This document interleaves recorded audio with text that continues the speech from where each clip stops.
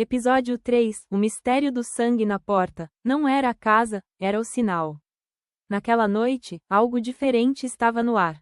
As famílias estavam dentro de suas casas, reunidas, em silêncio, talvez tentando parecer fortes, mas por dentro, cheias de perguntas. Porque, dessa vez, não bastava apenas esperar. Era preciso agir. A instrução tinha sido clara.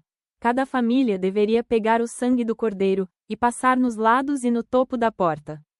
Não dentro da casa, na porta. E se você parar para pensar, isso parece estranho. Por que alguém passaria sangue na entrada da própria casa? Por que esse detalhe seria tão importante? Mas naquela noite, aquele detalhe era tudo. Porque algo passaria pelo Egito. Algo que não poderia ser parado, não poderia ser convencido, não poderia ser evitado. E onde não houvesse aquele sinal, haveria perda. Agora imagina a cena. Um pai diante da porta. As mãos talvez tremendo. O coração acelerado. Ele sabe que aquilo pode parecer estranho, mas também sabe que precisa confiar. Então ele passa o sangue. Nos lados, no topo. Marca a entrada da casa. Dentro, a família observa.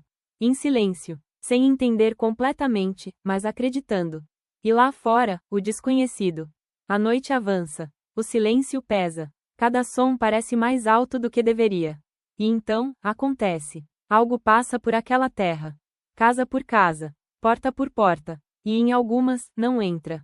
Não porque eram melhores. Não porque mereciam mais. Não porque fizeram tudo certo.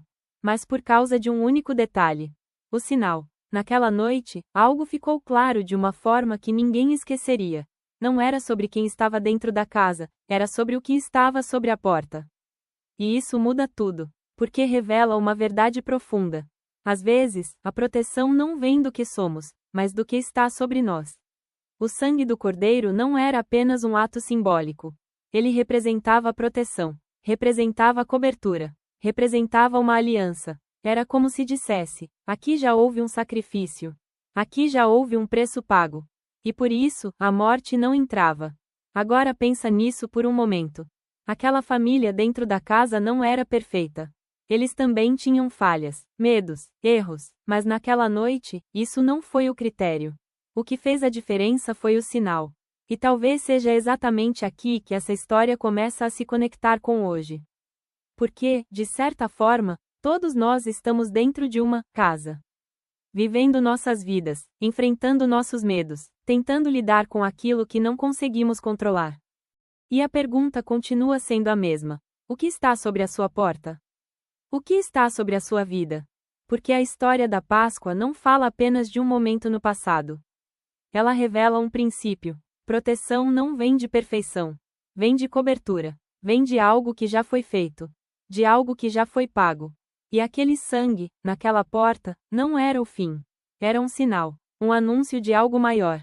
Porque, assim como o cordeiro apontava para algo além, o sangue também apontava. Apontava para um sacrifício definitivo. Para uma proteção que não seria apenas por uma noite, mas para sempre.